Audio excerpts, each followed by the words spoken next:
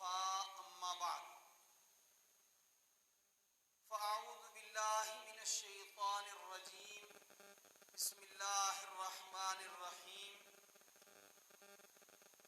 إذ تستغيثون ربكم فاستجاب لكم أني ممدكم بألف من الملائكة مردفين وما جعله الله إلا بشرى ولتطمئن به قلوبكم وما النصر إلا من عند الله إن الله عزيز حكيم.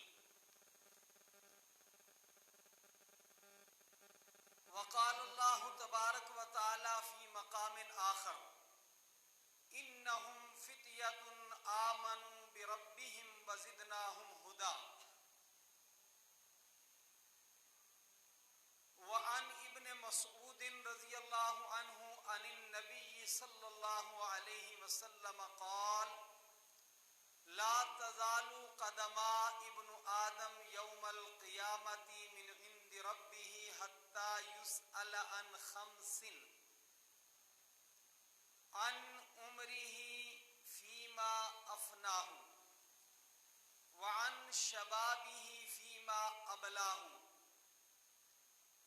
وعن ماله من أين اكتسبه وما أنفقه وماذا عمل بما علم.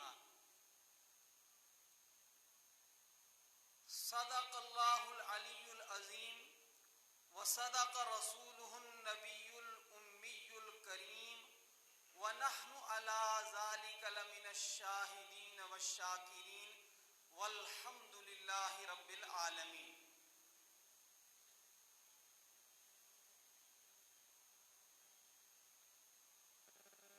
آج سے 14 صدی اور 4 دہائی پہلے سن 2 ہجری میں رمضان المبارک کا مقدس مہینہ ہے. 17 رمضان المبارک کی تاریخ ہے اور یوم الجمعہ ہے. اس مقدس جمعے کا قرآن حکیم نے تذکرہ کیا اور سن 2 ہجری 17 رمضان المبارک یوم الجمعہ کو قرآن نے یوم الفرقان کہا. اللہ رب العالمین نے کائنات عالم کی سب سے برتر مخلوق انسان کو خیر اور شر کی دونوں صلاحیتوں سے نوازا ہے. پھر بہت سارے بد نصیب داعی شر بن جاتے ہیں اور بہت سارے سعادت مند داعی خیر بن جاتے ہیں. داعیان شر، داعیان فتنہ و فساد،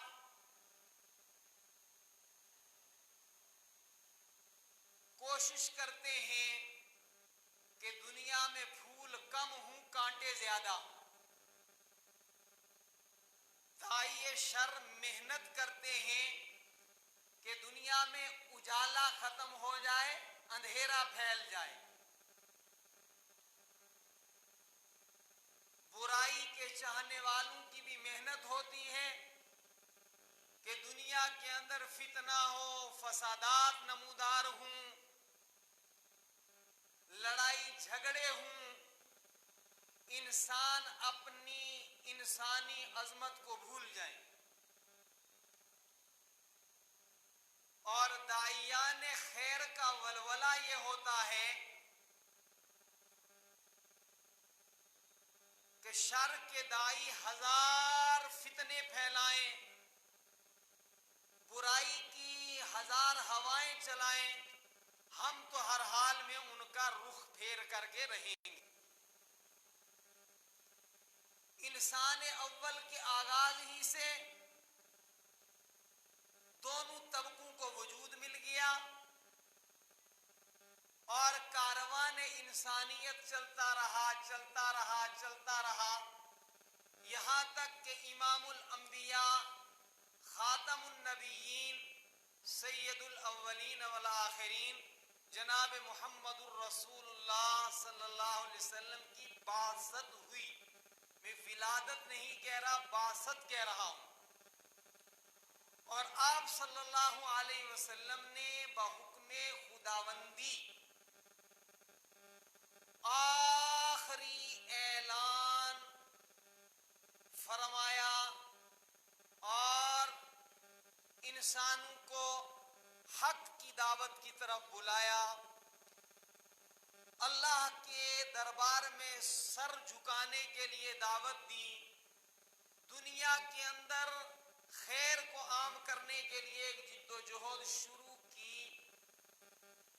لیکن عجیب معاملہ ہے کہ لوگ جب اندھیروں کے پرستار بن جاتے ہیں تو ان کو اجالے اچھے نہیں لگتے، لوگ جب شر کے داعی بن جاتے ہیں تو پھولوں کی خوشبو انہیں اچھی نہیں لگتی، وہ کانٹوں ہی میں جینا اچھا محسوس کرتے ہیں۔ تو رحمت دو عالم صلی اللہ علیہ وسلم کے پیغام حق کو، صداقت کو روکنے کے لیے شرارت پسند عناصر نے اور انسانی تاریخ کے بدترین دہشت گردوں نے ایک محنت شروع کر لی کہ ہم چراغ نبوت کو بجھا دیں گے، اور اس کے لیے انہوں نے مقدور بھر شب و روز محنتیں مسلسل کی۔ حضور اکرم صلی اللہ علیہ وسلم بحکم خداوندی مکہ مکرمہ سے ہجرت کر کے مدینہ منورہ تشریف لے گئے، لیکن ان بد نصیبوں نے وہاں بھی آپ صلی اللہ علیہ وسلم کی دعوت خیر کی مزاحمت کرنے کا عمل نہیں چھوڑا۔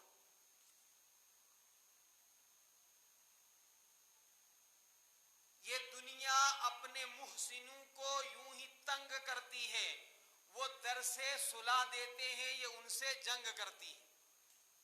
رسول اکرم صلی اللہ علیہ وسلم مدینہ منورہ میں چلے گئے، آپ نے وہاں ایک پرامن مختصر سی اسلامی مملکت کا قیام عمل میں لایا۔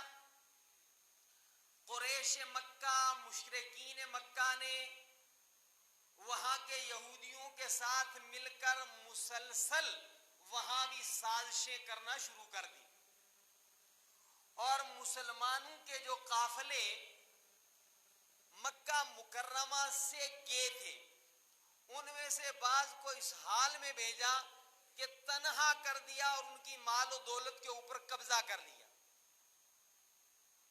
اب وہ جو محنت سے انہوں نے کمائی کی تھی اس کمائی پر انہوں نے ناجائز قبضہ جما لیا، اور وہ مسلمان فقراء مہاجرین مکہ کے اندر قسمہ پرسی کی زندگی گزار رہے۔ دری اثنا ان کا جذبہ انتقام بڑھا اور انہوں نے ایک بڑا منصوبہ بنایا، اور مسلمانوں کی مخالفت کی خاطر انہوں نے اپنی معیشت کو مضبوط تر بنانے کے لیے 40 افراد پر مشتمل ایک قافلہ برائے تجارت ملک شام بھیجا، اور مقصد یہ تھا کہ مسلمانوں کی اس گاڑی کمائی سے اپنی معیشت کو مزید مضبوط کر کے ہم مدینہ منورہ پر حملہ کریں گے۔ رسول اکرم صلی اللہ علیہ وسلم بیدار مغز قائد تھے. پہلی اسلامی مملکت کے انتہائی بیدار مغز آپ سربراہ اعلیٰ تھے اور ان ساری سازشوں پر آپ نے نظریں رکھی ہوئی تھی. یہ قافلہ شام سے جب تجارت کر کے واپس آ رہا تھا اور ان کے پاس جو ساز و سامان تھا آج کے اعتبار سے اس کی قیمت 18 ملین ریال تھی. یہ اتنے بڑے ساز و سامان کے ساتھ مضبوط اپنی جتھا بندی کر کے پہلی اسلامی مملکت جو مدینہ منورہ میں کام جو ہے وہ برپا کی گئی تھی اسے مٹانے کی سازش کر رہے تھے. رسول اکرم صلی اللہ علیہ وسلم نے ان سے مزاحمت کرنا اپنا حق سمجھا اور حق تھا. اگر پچھلی گفتگو پر آپ کی توجہ رہے گی تو آپ کو بات سمجھ میں آئے گی, اور اگر پچھلی گفتگو کو آپ ذہن میں جگہ نہیں دیں گے تو اینے ممکن ہے کہ گمراہ ہو جائیں. وہ مال کس کا تھا؟ مسلمانوں کی گاڑی کمائی تھی نمبر 1, اور جو ان کی اپنی تجارت بھی تھی اس تجارت کو بڑھانے کے مقاصد اپنی تعمیر و ترقی نہیں تھی جو ان کا حق تھا, بلکہ اس معیشت کو مضبوط کرنے کا مقصد کسی کو اجاڑنا تھا, چراغ ہدایت کو بجھانا تھا, پھولوں کو مسلنا تھا, کانٹوں کو جنم دینا تھا. اب آپ بات سمجھیں گے تو رسول اکرم صلی اللہ علیہ وسلم نے انتہائی بیدار مغزی کے ساتھ جو ہے وہ ان کے تعاقب کے لیے اعلان فرمایا.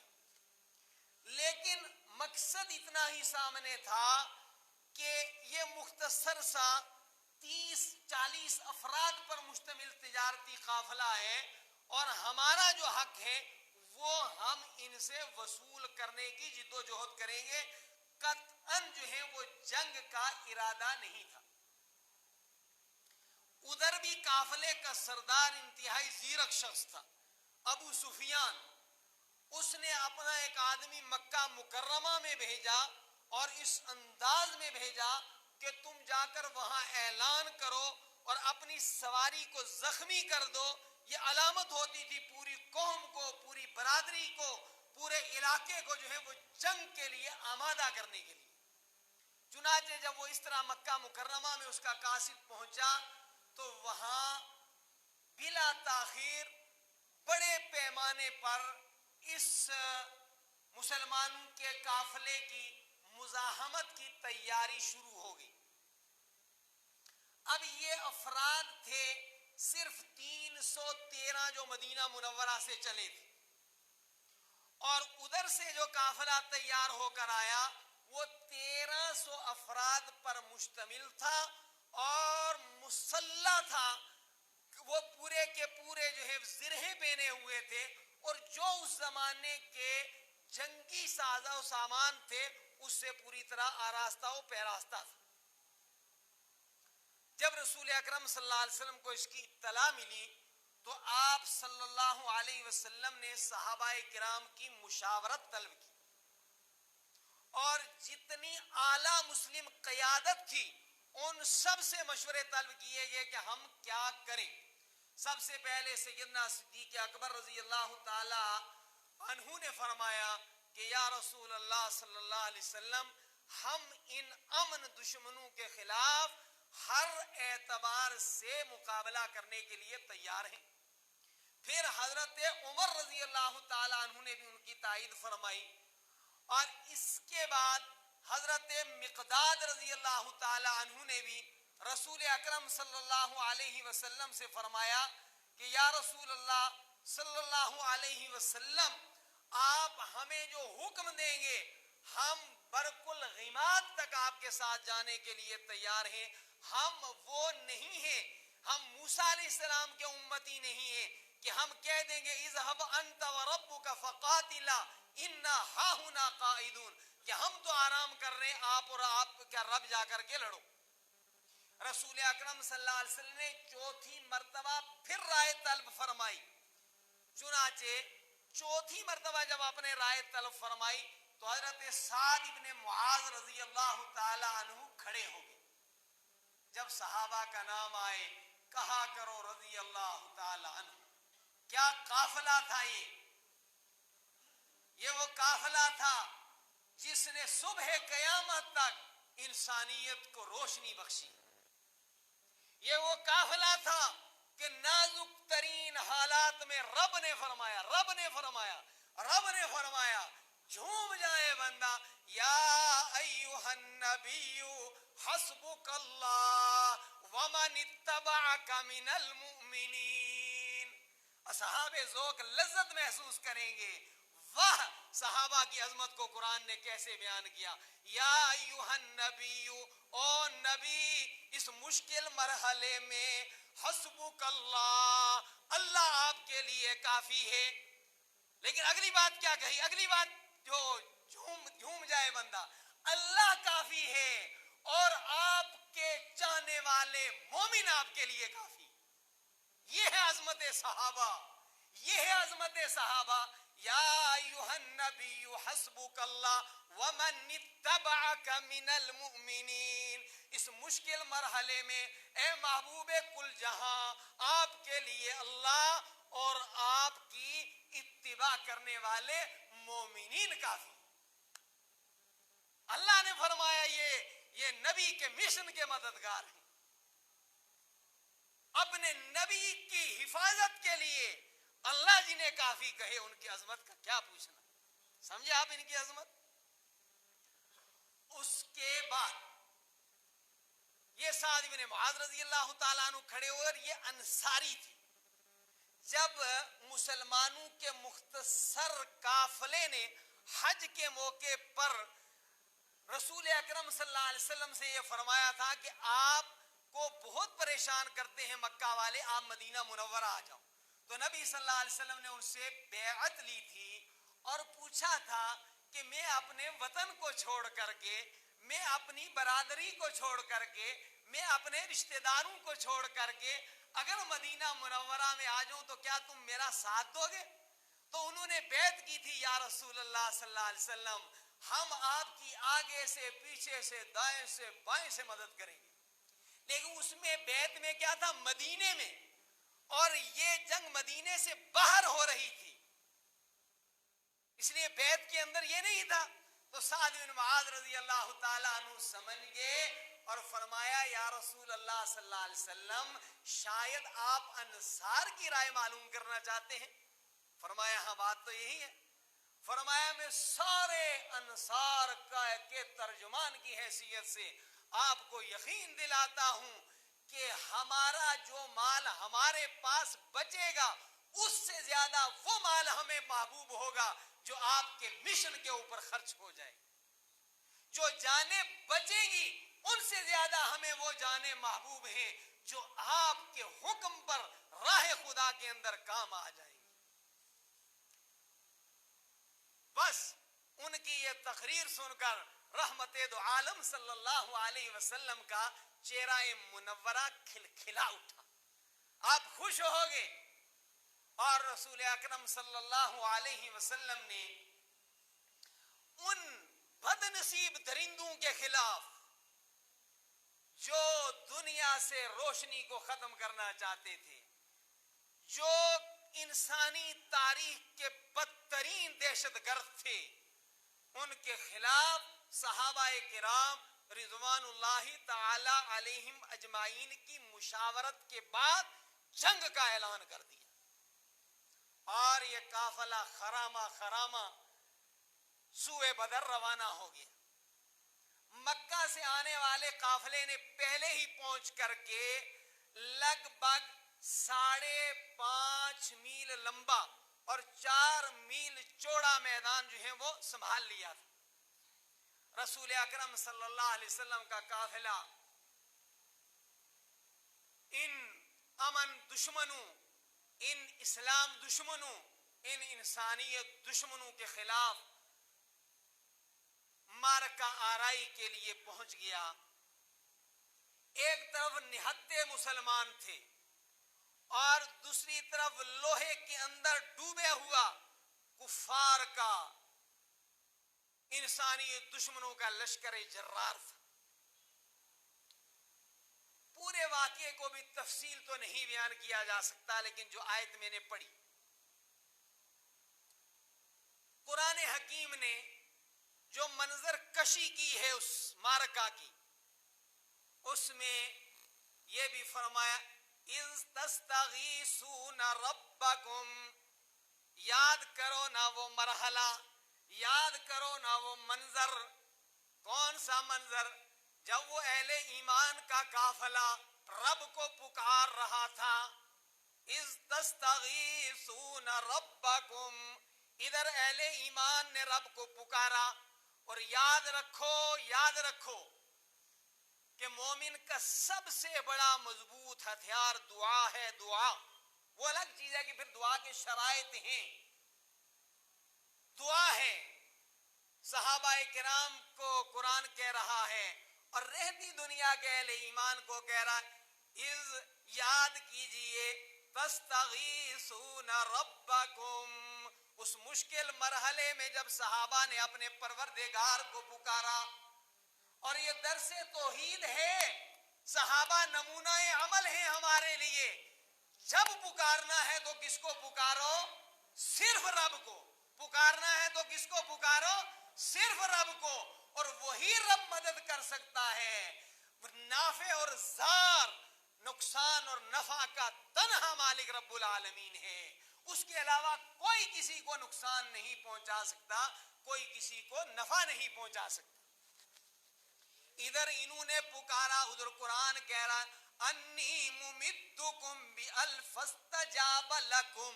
رب نے تمہیں جواب دیا. اس کو پکارو تو صحیح، اس کو پکار کر تو دیکھو.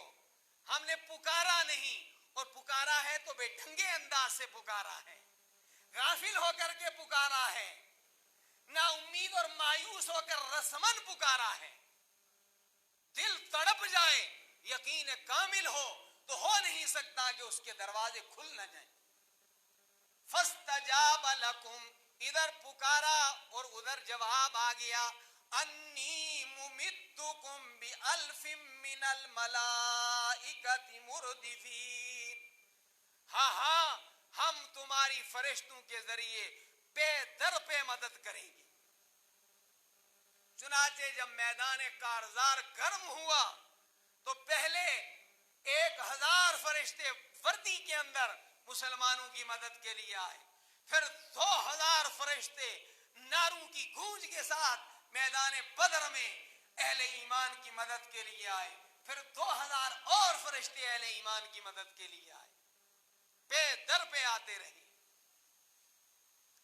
اور رسول اکرم صلی اللہ علیہ وسلم نے اس انتہائی مشکل مرحلے میں سر سجدے میں رکھ کر رب کو پکارا اور فرمایا اللہم انجز لی ما وعدتنی، اللہم ان تہلک هذه العصابة من الاسلام لا تعبد فی الارض. صحابہ کی عظمتوں کا کیا پوچھنا. رسول اکرم صلی اللہ علیہ وسلم انتہائی الحاح کے ساتھ، انتہائی تواضع کے ساتھ، انتہائی انکساری کے ساتھ امام الانبیاء ہیں. امام الانبیاء ہیں، معصومین کے امام ہیں. ختم نبوت کا تاج جس ہستی کے سر سجا ہے وہ ہیں، لیکن سر اقدس رب کے دربار میں پڑا ہے اور اس طرح دعا فرما رہے ہیں او پروردگار تو نے میرے ساتھ جو وعدہ کیا ہے اسے پورا فرما دے. انجز لی ما وعدتنی. اور اگلی بات بھی کہی، کیا لوگ تھے یہ، کیا لوگ تھے، کیا صحابہ کی عظمت تھی. فرمایا اللہم ان تہلک هذه العصابۃ. اے اللہ یہ مختصر سا 313 افراد پر مشتمل نفوس قدسیہ اگر آج مٹ جائیں گے لا تعبد فی الارض، تو پھر زمین پر تیری عبادت کرنے والا کوئی نہیں رہے گا. میرے تیرے سجدے مرہون منت ہیں اصحاب بدر کے. کروڑ ہا کروڑ ارب ہا ارب ہم گناہگاروں کی طرف سے سلام ہوں اصحاب بدر کی خدمت میں ان کے ارواح کو. من المؤمنین رجال صدقوا ما عاهدوا اللہ علیہ فمنهم من قضى نحبه ومنهم من ينتظر. فرمایا یہ تھے مردان کار. بعض اوقات عورتیں بھی کیسے کارنامے انجام دیتی ہیں جو مردوں والے ہوں, اور بعض اوقات مرد بھی ایسے ہیں کہ گئی گزری جنانی سے بھی گزرے ہوئے. مرد وہ ہوتے ہیں جو اپنا مقصد تخلیق سمجھے. یہ صحابہ جانتے تھے ہم دنیا میں کیوں آئے ہیں. میری زندگی کا مقصد تیرے دین کی سرفرازی, میری زندگی کا مقصد تیرے دین کی سرفرازی. میں اسی لیے مسلمان, میں اسی لیے نمازی. ہم کیوں دنیا کے اندر آئے ہیں؟ رب کی فرما برداری کریں, ساری کائنات کو رب کا تعارف کروائیں. کھانا پینا مقصد زندگی نہیں, کمانا مقصد زندگی نہیں, پہننا مقصد زندگی نہیں. سواری ضرورت زندگی ہے, لباس ضرورت زندگی ہے, کھانا ضرورت زندگی ہے, مکان ضرورت زندگی ہے, مقصد زندگی نہیں. مقصد زندگی ہے کہ اس کائنات میں رب کی فرما برداری عام ہو. آج کچھ زیادہ ہی سو رہے ہیں لوگ, آج کچھ صفوں میں زیادہ ہی جو ہیں وہ سو رہے ہیں.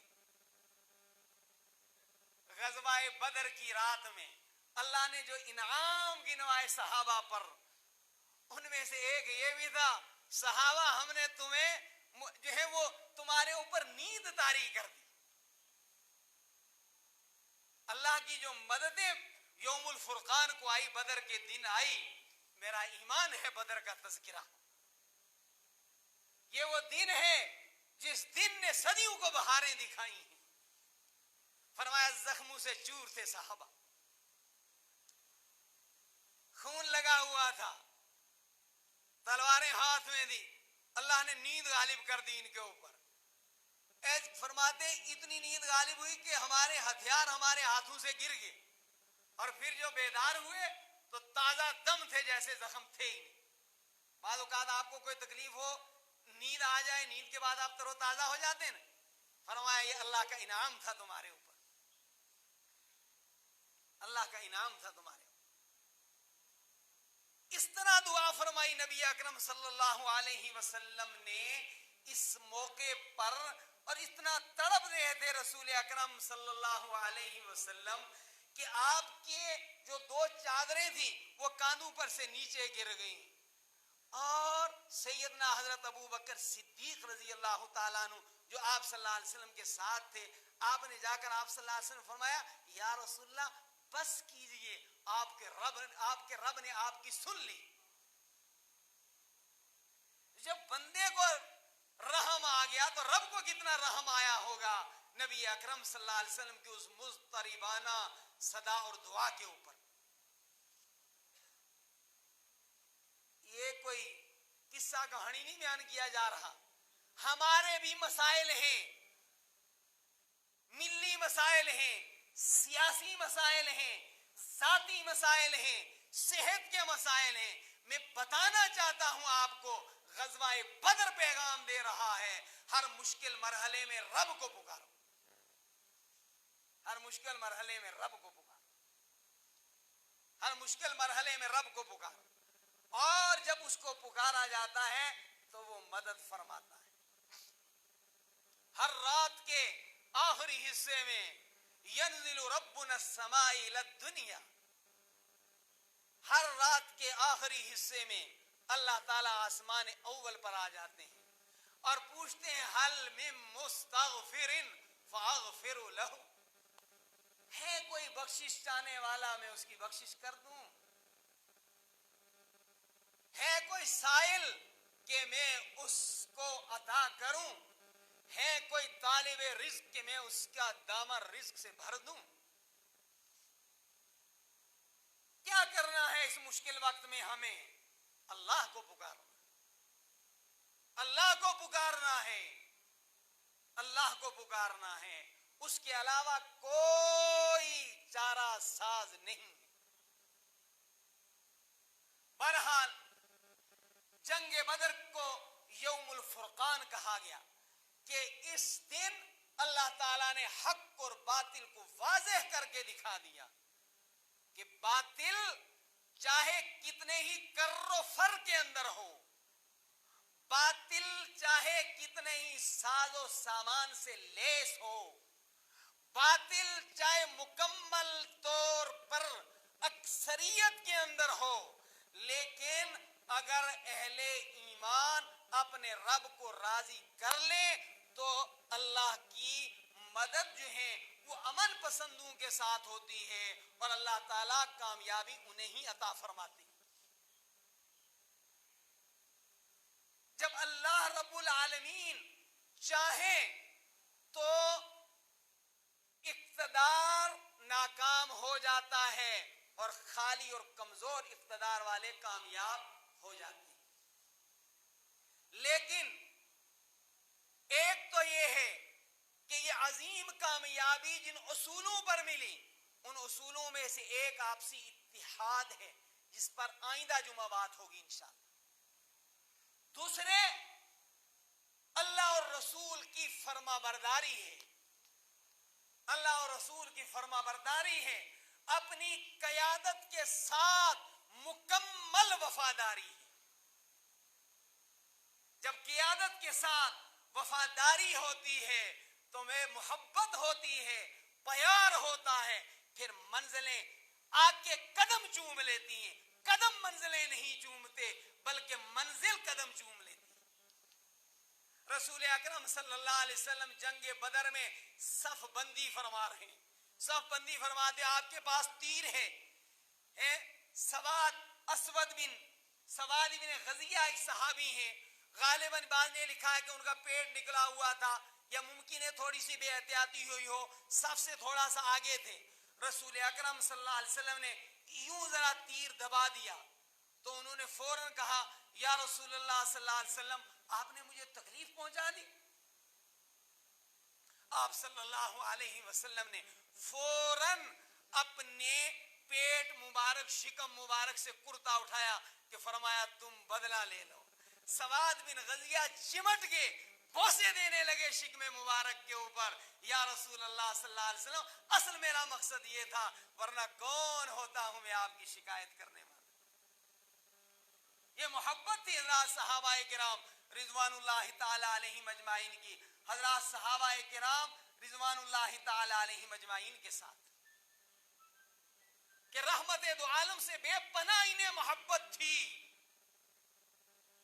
غزوہ احد کے موقع پر جبل رماد پر متعین اسلامی دستے کی چوک کی وجہ سے جب جیتی ہوئی جنگ مسلمان ہارنے لگے، عجیب افراتفری تھی، سراسیمگی تھی، اور رسول اکرم صلی اللہ علیہ وسلم کے دفاع کے اندر صرف جو ہیں وہ 9 صحابی تھے، جن میں سے 7 انصاری تھے اور 2 مہاجر تھے۔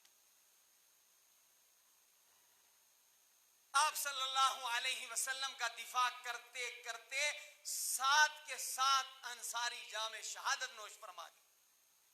اب صرف دو جو ہیں وہ صحابی باقی رہ گئے، سعد بن ابی وقاص رضی اللہ تعالیٰ عنہ اور طلحہ بن عبید اللہ رضی اللہ تعالیٰ۔ یہ رسول اکرم صلی اللہ علیہ وسلم کے سامنے ڈھال بن کر کے کھڑے ہو گئے۔ طلحہ ابن عبید اللہ کو 39 زخم جسم پر آئے، 39 زخم جسم پر آئے، اور ایک تیر دشمن کے ایک تیر کو روکنے کے لیے کہ میرے محبوب کو تیر نہ لگے، طلحہ ابن عبید اللہ نے اپنا ہاتھ آگے کیا، طلحہ ابن عبید اللہ کا ہاتھ شل ہو کر کے رہ گیا۔ دشمن نے موقع پا کر پھر بھی نبی اکرم صلی اللہ علیہ وسلم کی طرف ایک تیر پھینکا اور آپ صلی اللہ علیہ وسلم کے چہرہ منورہ کے اندر خود کی کڑیاں گھس گئیں، وہ چہرہ جسے قرآن کہتا ہے وَالضُّحَىٰ وَاللَّيْلِ إِذَا سَجَىٰ، جس چہرے سے سورج ضیاء مانگے، اس چہرہ منورہ پر دنیا کے اندر اللہ کا دین سرفراز ہو، سر بلند ہو، اس چہرہ انور پر زخم آئے۔ نوجوانوں بہت قریب ہے وہ وقت کہ ہمیں رحمت دو عالم صلی اللہ علیہ وسلم کے سامنے حاضر ہونا ہے، رب کے سامنے حاضر ہونا ہے، اور اس حقیقت کو اقبال سمجھتے تھے، اسی لیے فرمایا تھا اقبال نے، تو اگر بینی حسابم ناگزیر، تو اگر بینی حسابم ناگزیر، اے رب کائنات اگر تو نے ضرور ہی مجھ سے حساب لینا ہے تو میں بچ نہیں سکتا مگر ایک درخواست ہے۔ نوجوانوں توجہ، اقبال کیا کہہ رہا ہے؟ تو اگر بینی حسابم ناگزیر، از نگاہ مصطفیٰ پنہا بگیر، اگر میرا حساب لینا ہی ہے رب تو رحمت دو عالم صلی اللہ علیہ وسلم کی نگاہوں کے سامنے نہ لینا، رحمت دو عالم کی نگاہوں کے سامنے حساب نہ لینا۔ جس طرح ایک حساس بیٹے کو فکر رہتی ہے کہ میرا رزلٹ جب آئے گا اور خدا نہ خواستہ میں کمزور ثابت ہوں تو میرے اس رزلٹ کی خبر میرے والدین کو نہ۔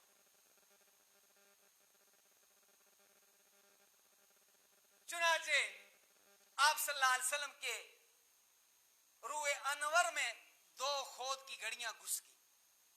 حضرت ابو بکر صدیق رضی اللہ تعالیٰ عنہ وہ نکالنے کے لیے آگے بڑھے تو حضرت ابو عبیدہ ابن جراح رضی اللہ تعالیٰ عنہ دوڑ کر کے حضرت ابو بکر کی خدمت میں حاضر ہوتے ہیں اور منت سماجت کرتے ہیں کہ یہ خود کی کڑیاں چہرہ منورہ سے نکالنے کی سعادت مجھے آپ حاصل کرنے دیں۔ ان کی منت و سجاب جو ہے سماجت دیکھ کر، ان کا اشتیاق دیکھ کر، ان کی محبت رسول کے مقدس منور مطہر جذبہ کو دیکھ کر کے حضرت ابو بکر ہٹ گئے اور اپنے دانتوں کے اندر اس کڑی کو پکڑ کر کے بڑا آہستہ آہستہ آہستہ ابو عبیدہ ابن جراح رضی اللہ تعالیٰ عنہ نکالتے ہیں۔ ایک کڑی نکالی تو عبیدہ ابن جراح کا سامنے والا دانت ٹوٹ گیا۔ حضرت ابو بکر اور دیگر مسلمانوں میں سے چاہا کہ ہم میں سے کوئی دوسری کڑی نکالے۔ ابو عبیدہ ابن جراح رضی اللہ تعالیٰ عنہ پھر منت سماجت کرتے ہیں حضرت صدیق اکبر رضی اللہ تعالیٰ عنہ کی کہ آپ یہ کڑی بھی مجھے نکالنے دیجئے، اور کڑی نکالنے کی وجہ سے عبیدہ ابن جراح رضی اللہ تعالیٰ عنہ کا دوسرا دانت بھی شہید ہو جاتا ہے۔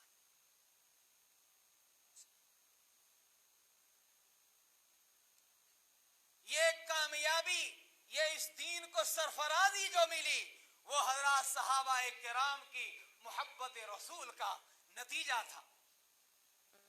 میرے نوجوان بھائیوں، نوجوانوں، وہ زندگی نہیں جو محبت رسول سے خالی، وہ دل نہیں جس میں اللہ کی محبت کا نور نہ جگمگا رہا ہو۔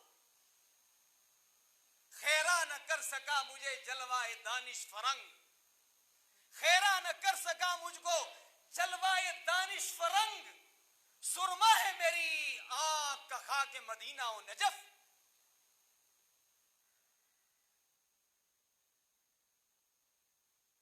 میرے بھائیوں، ہمارے آبا و اجداد اس دنیا سے چلے گئے، ہمیں بھی جانا ہے، ہمیں بھی جانا ہے۔ میں خاص طور پر نوجوان نسل سے خطاب کروں گا، او نوجوانوں، کبھی اے نوجوان مسلم تدبر بھی کیا تو نے؟ کیا یہ زندگی صرف اس لیے ہے ایک کار مل جائے، کوٹھی مل جائے، ایک زلف کے پیچ و تاب میں الجھ کر کے میری تیری زندگی برباد ہو جائے؟ نہیں نہیں، کبھی اے نوجوان مسلم تدبر بھی کیا تو نے؟ وہ کیا گردوں تھا جس کا تمہیں ایک ٹوٹا ہوا تارا؟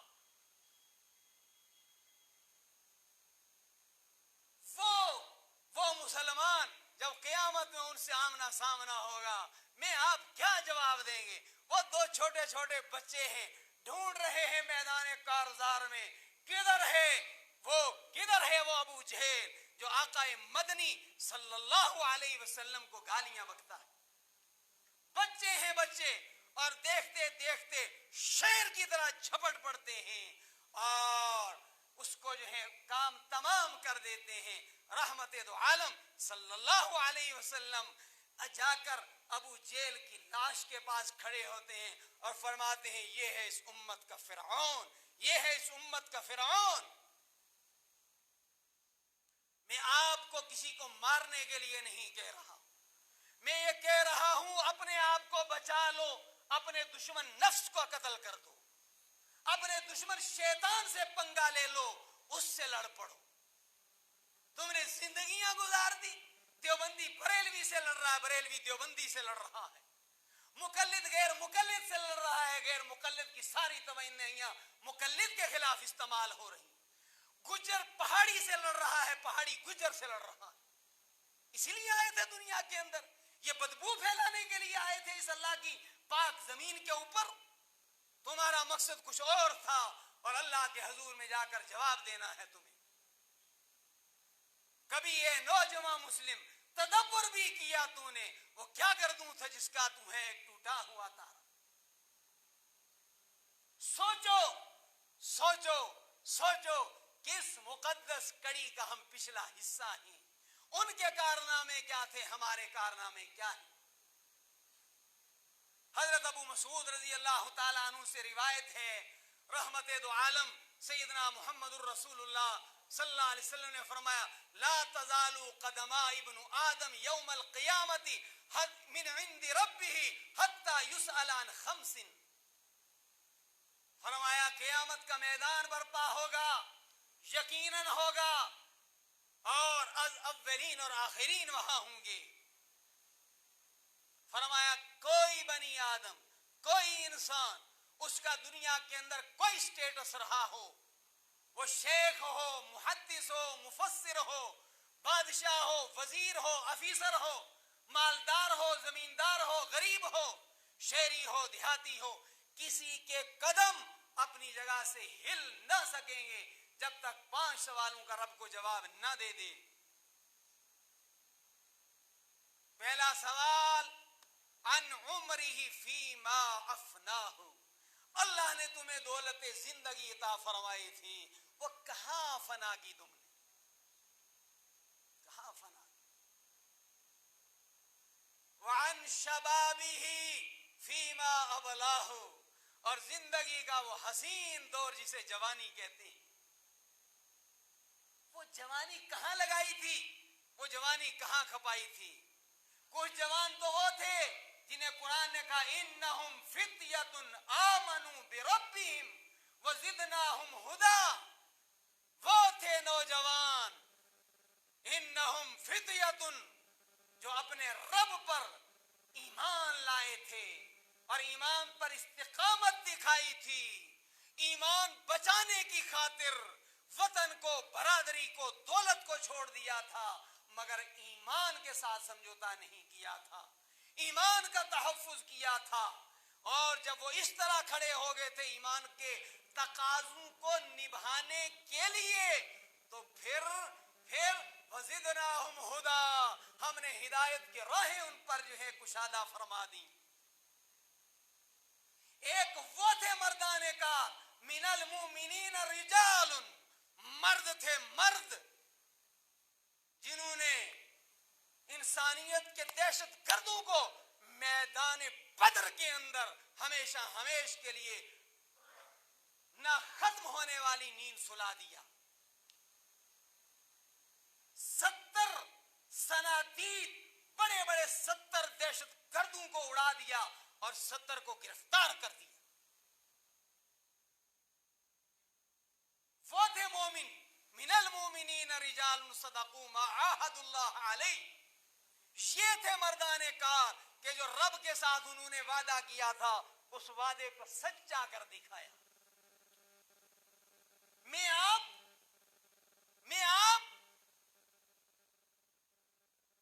پیٹ کے دھندوں کے اندر الجھے ہوئے ہیں، ساری زندگی اسی کے اندر گزارو، اور جدھر جانا ہے ادھر کے متعلق سوچتے ہی نہیں. نوجوانوں، یہ جوانیاں بڑی جلدی ڈھل جائیں گی. کبھی میرا تیرا باپ دادا بھی جوان تھا، پھر بڑھاپے میں آیا، پھر مٹی کے حوالے ہو گیا. کل میرا آپ کا بھی یہی حال ہونا ہے. ان شبابہ فیما ابلاہ، رب کے سامنے اس جوانی کا جواب دینا ہے. یہ شراب کباب کی مستیوں کے لیے جوانی نہیں ہے، بلکہ یہ سرشار ہو کر رب کے حضور عبادت کرنے کے لیے جوانی ہے. یہ دنیا کے اندر اچھائیوں کو پھیلانے کے لیے، امن کو عام کرنے کے لیے، اللہ کے بندوں کی خدمت کرنے کے لیے جوانی اللہ نے عطا فرمائی. یہ مال اس لیے نہیں دیا کہ تم سانپ بن کر کے اس کے اوپر بیٹھے رہو، یہ اس لیے دیا تھا کہ اس پیسے کے ذریعے تم دنیا کے اندر خیر کو عام کرو. نوجوانوں اپنی جوانیوں پر ترس کھاؤ. عجیب و غریب رپورٹیں آ رہی ہیں. میرے علاقے کا 50% نوجوان جو ہیں وہ اپنی جوانیوں کو شراب و کباب کے حوالے کیے ہوئے، رب کو بھولا ہوا ہے، اپنے نبی کو بھولا ہوا ہے، اپنی قبر کو بھولا ہوا ہے. ففروا الی اللہ، ففروا الی اللہ، ففروا الی اللہ. توبہ کر لو کہ زندگی کے جو دن اللہ تیری نافرمانی میں گزر دیے آج معاف کر دے، آئندہ انشاءاللہ پاکیزہ زندگی گزاروں گا. ابھی آپ نے سنا کہ شرابی کی بخشش لیلۃ القدر میں بھی نہیں ہوتی. جوانی اس لیے نہیں دی کہ باہیں چڑھا کر کے لڑو لوگوں کے ساتھ. جوانی اس لیے دی تھی کہ تم اپنے پڑوس والوں کے لیے بازو بن جاؤ. تم پڑوس والے کو کہو میں ہوں تیری طاقت. اور فرمایا تیسرا سوال ہر بندے سے پوچھا جائے گا، مال کہاں سے کمایا؟ چوتھا سوال کدھر خرچ کیا؟ پانچواں سوال اپنے علم کے مطابق عمل کیا کہ نہیں؟ آپ نے یوم الفرقان کے موقع پر جامع مسجد قاسم نگر میڈر میں جو گفتگو سنی تھی اس کو بھلا دیا تھا کہ اس کے اوپر عمل کیا. میرے بھائیو، اس کا ہمیں جواب دینا. لہذا اپنی زندگیوں پر نظر ثانی کریں، توبہ استغفار کریں، اللہ کے حضور میں ندامت کے آنسو بہائیں، ایک بہت پاکیزہ زندگی گزارنے کا عزم کریں، ارادہ کریں. انشاءاللہ جو گزر گیا، جو ہو گیا، غفلت میں ہو گیا، اب میں فکر مندی کے ساتھ اللہ کے حکموں اور نبی صلی اللہ علیہ وسلم کے پاکیزہ اور مقدس طریقوں والی زندگی گزاروں گا. گزاریں گے جی؟ 5 وقت نماز کا اہتمام کرو، کوشش کرو جماعت کے ساتھ نماز پڑھو گے. کون ارادہ کرتا ہے آج کے بعد ہاتھ کھڑے کرو، پکا ارادہ کرو رب کے حضور اللہ قبول فرما لے. زکوٰۃ ادا کرو. میں بار بار کہہ رہا ہوں، قطعاً یہ نہ سوچنا کہ مولوی زکوٰۃ کا اس لیے کہہ رہے ہیں کہ مولویوں کی ضروریات ہیں. پورے مجمع کو اعلان عام ہے، کبھی بھی میرے دسترخوان پر آ جائیں. الحمدللہ کسی کے دسترخوان سے میرے دسترخوان پر جو ہے وہ کوئی ورائٹی کم نہیں ہوگی، اللہ دیتا ہے. میں آپ کو زکوٰۃ کے لیے اس لیے کہہ رہا ہوں، زکات دو گے نسلیں بہاریں دیکھیں گی، زکات نہیں دو گے اجڑ جائے گا، یہ سارا کچھ اجڑ جائے گا، اجڑ جائے گا، اجڑ جائے گا۔ میری یہ چاہت نہیں ہے، یہ اللہ کا قانون ہے، یہ میری چاہت نہیں ہے، اللہ کا قانون۔ جب دوسروں کا حق مارا جاتا ہے پھر جو صحیح مال ہے وہ بھی برباد ہو جاتا ہے۔